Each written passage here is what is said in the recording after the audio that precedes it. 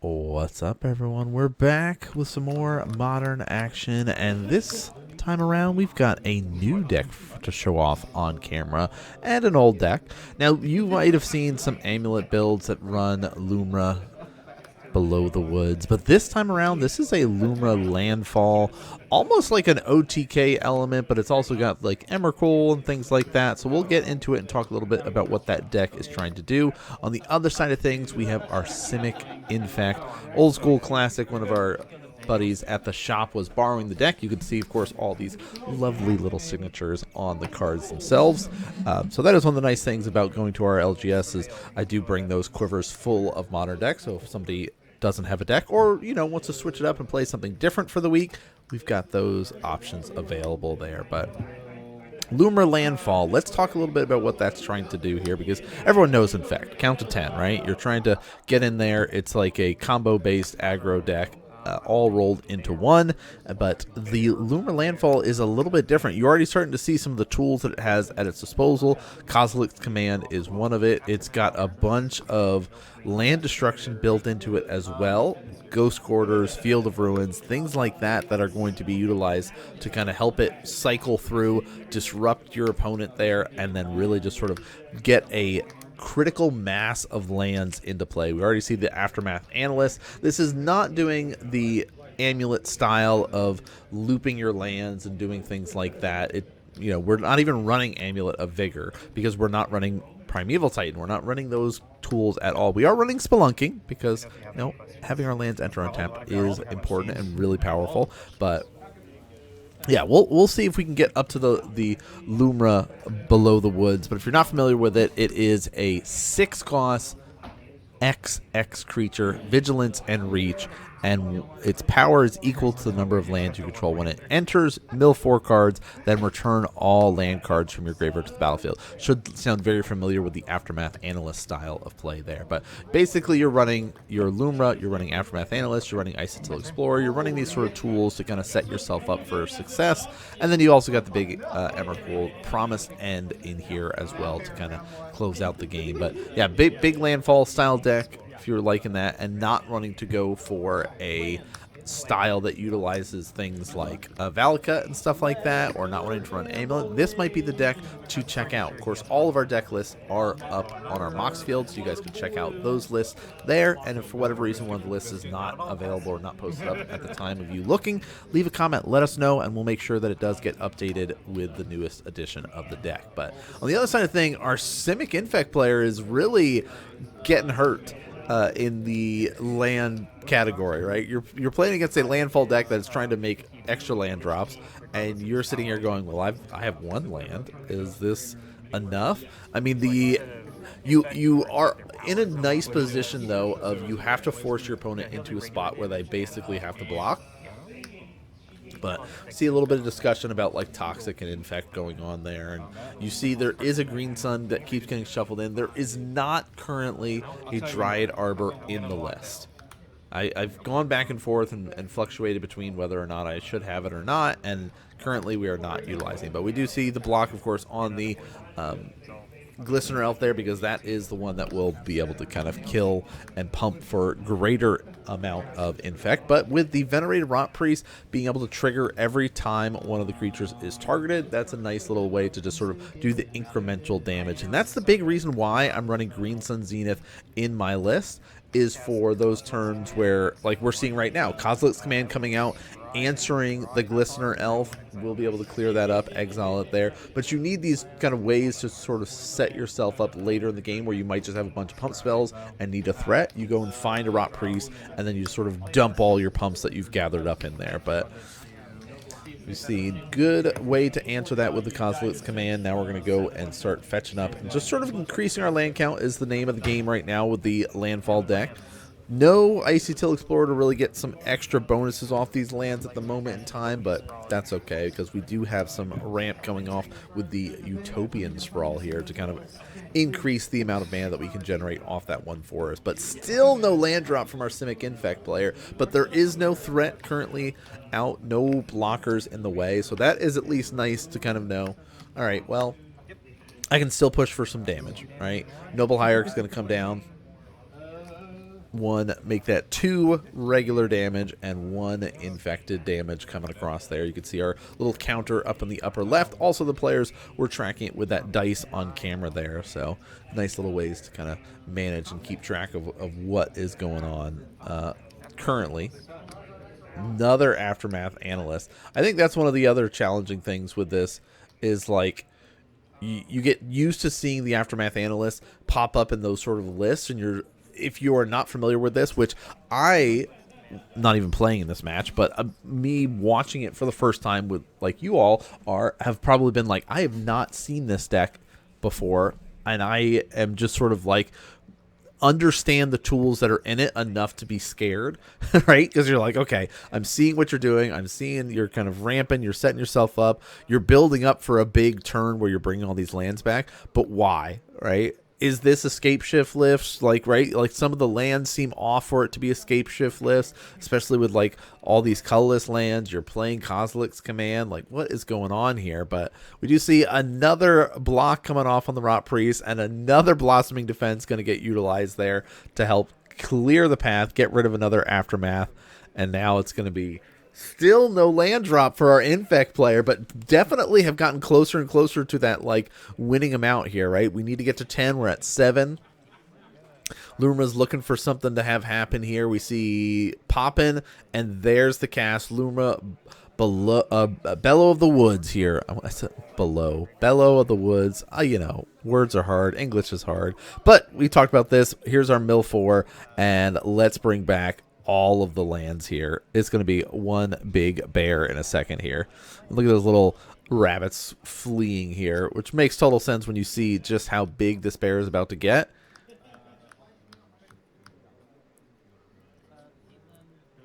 Eleven lands.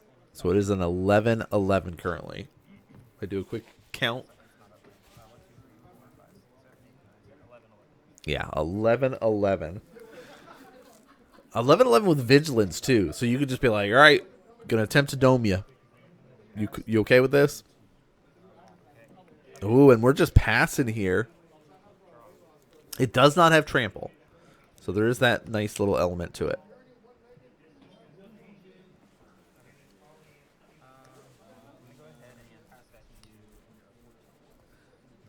All right, we're going to fetch.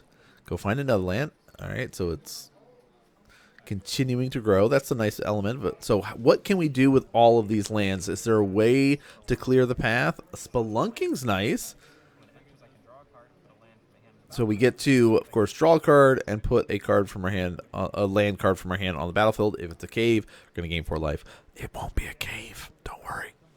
But we still have to have our lands enter on tap. So with the Lumra, with the, you know, Aftermath Analyst type effects, that's definitely one of those ways. But we see Ghost Quarter going to get used to start us off, which we'll float a green mana in response.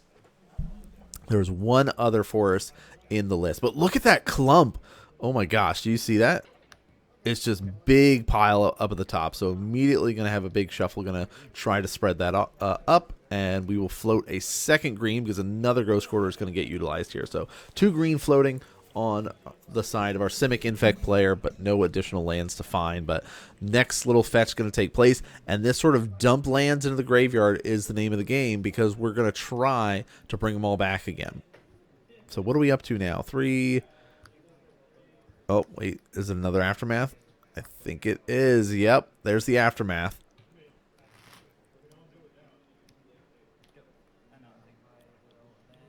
What are we at? 10 lands right now?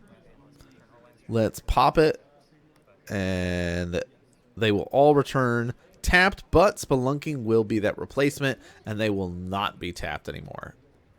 So yeah, you see that every time I see it, like if you are not an Infect player or not like a old school affinity player to do the math and the count on the table with your finger, like that is such a early modern days of sitting here and doing that. Like you're like doing that count of like, okay, do I have to block? Let's see. Pump Might of Old Corrosa gives it +2, but that will be a trigger, putting to 8 poison. We still have 1 green floating. There's a Vines. All right, you may go to combat. 1, 2, 3, 4, 5, 6, 7, 8. Do the count here. What can we do with 8 mana? All right, are we at 8? I think we're at 8. Attack with the bear. Big bear coming across.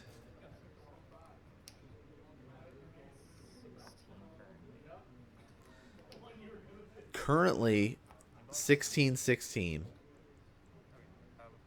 No blocks.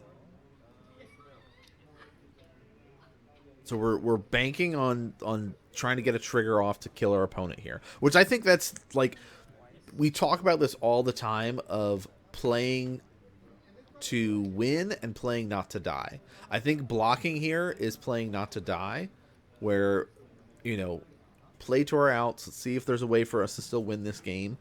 But this bear is already a 16-16, which you're like, okay, I can take that hit. I'll be at 4. It doesn't seem like you have any burn effects right now. You see those 4 lands set aside, though, and 4 more mana still. Yeah, we got 8 mana. Did the quick check. We do have Delirium, so that will turn our lovely little land into one of our permanents. So shifting woodland, you see we have that Delirium, so we're going to pay 4 and turn it into an Aftermath Analyst, which we will then mill. Oh, it's not an ETB, is it?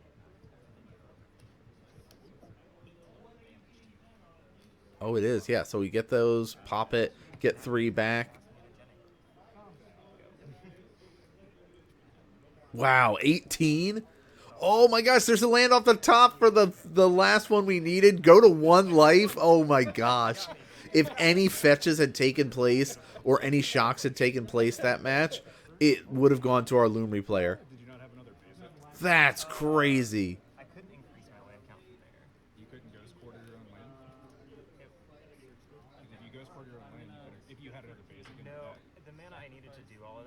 So there was discussion going on about could you not have like ghost quartered your own land? We're interrupting our gameplay to let you know about our new affiliate with NerdGear. Nerdgear.gg/NanMan will take you directly to the website, and as you can see, they've got a bunch of awesome gaming accessories from playmats, life counters with the life tracks, playmat holders, and more. So make sure you do some browsing on the site, find some goodies, and then use the code NGNanMan for 5% off your entire order. But let's get back to our gameplay. All right, let's get back into it. Yeah, a little bit of discussion of like, was there no way to like ghost quarter yourself to just get another land there and do something like that? But I guess the math, the way that it worked out is we needed exactly that 8 to be able to set ourselves up to like have to create an Aftermath Analyst and then pop the Aftermath Analyst. So yeah, it definitely didn't work out the way that we needed to. But still, again, it was basically 18 damage in 1 turn. If a fetch or a shock had taken place, our Simic Infect player would have lost. So we're going to see here in game number 2 a little bit of sideboard action. Of course, we cut that stuff out, but it still does take place. See if there's any tools that these players have at their disposal to help them out. But a lot more lands available for our Simic Infect player compared to game number 1 here. All right, surveilling. What do we got? Whatever it is, we're happy and keep it there with Spelunking. Yeah, that's pretty nice. Blast Zone, a little bit of removal potential here. Of course, lets us be able to destroy, I think, Ratchet Bomb for any old school players, but on a land. Malevolent Rumble. Let's get ourselves a spawn and any lands we throw in there. Wow. Wow. I guess we get the Emrakul here. But no lands, that hurts. You're hoping to throw lands in the graveyard. You're not hoping to find them to be able to draw it, unless, of course, you're missing a land drop. But, you know, the way the deck's designed is we're going to jump a bunch of lands in our graveyard and then recast them and replay them and, you know, set ourselves up here. All right, fetching. Grab ourselves a Surveil land.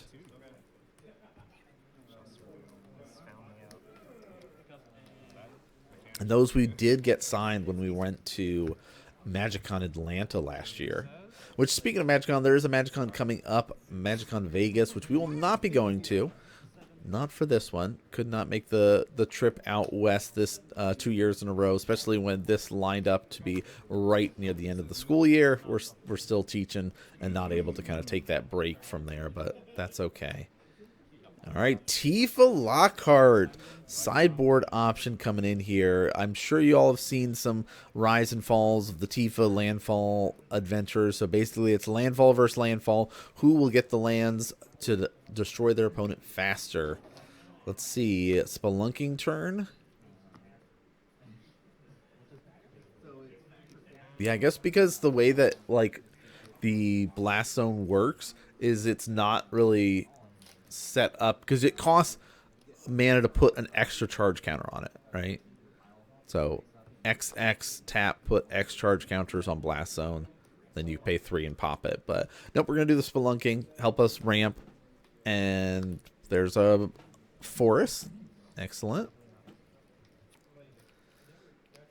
Okay, we've got a fetch land. That's really what you need. So with Tifa out, one pump spell, a groundswell, a might, whatever, you're going to be in this great spot where you get to sort of respond to the triggers. But the fetch land is really the thing that you need. All right, let's see. I've been playing out the Tifas both in Legacy and in Modern, and I've been having a ton of fun being able to utilize them. All right, there's the land. Trigger on the stack. So landfall trigger. Tap. We're going to do a might. We're activating in our main phase, so it gets +4/+4. So that would turn Tifa into a 5/6 right now. Says, does this resolve? Any responses to the might?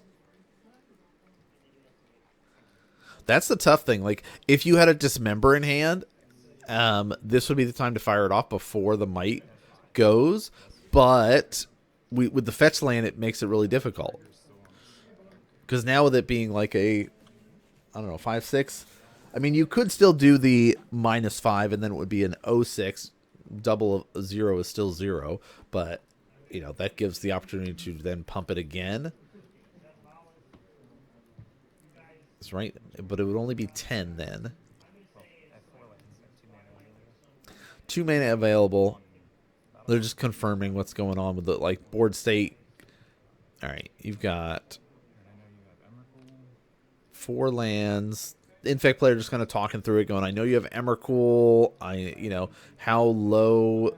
What are your types? Am I worried about that next turn? Do I just have to go all in here and just hope it's enough and hope you don't have a way to deal with this?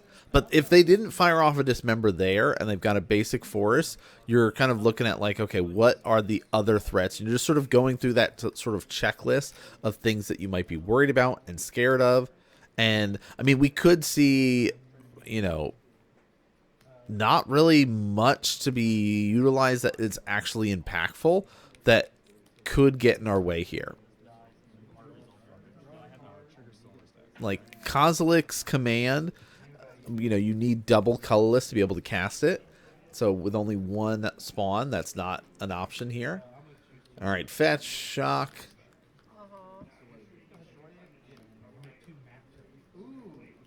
So we've got triggers still on the stack. So the spell resolved. We've got the trigger for the landfall, and we responded to it with our next pump. So right now it's a 5/6, which first trigger will go off, doubling it. So Tifa will jump up to 10. And then that gets doubled, which then becomes 20. 20 trample.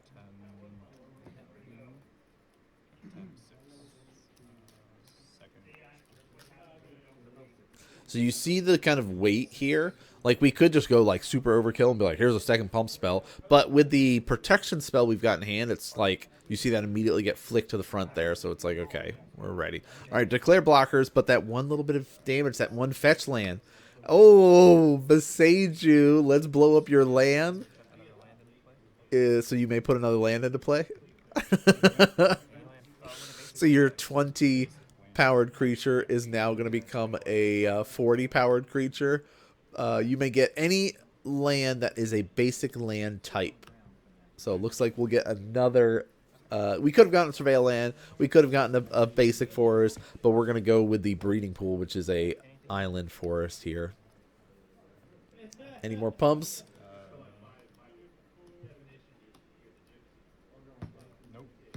Nope. Negative 21. There we go. You know, let's have some fun with it. I mean, this is definitely one of those like OTK deck versus an OTK deck, right? We saw the power of the Lumra Landfall in game 1 of just being like, if you had fetched or shocked one time this game, you were dead, right? Where this was just like, you didn't have an aftermath analyst on your turn, so I just kill you, right? Tifa, let's do these triggers and do 20 damage. And, well, in this case, let's do 40 damage. So really, really fun to be able to see this sort of new deck here versus the kind of old, true powerfulness of Infect. But Infect does have some fragility to it. It is a glass cannon elements to it. But I enjoyed being able to cast that up for you guys. I hope you all enjoyed being able to watch it. Of course, we have it set up that every Monday and Thursday you can see some Modern action. Right now, we've got Monday for our Modern 2015 tournament recap stuff that we're doing. And then Thursday is our present day Modern. And then our sprinkling of content on Saturday. But that's going to do it for us. Thanks for tuning in and watching, y'all, and I'll see you all next game.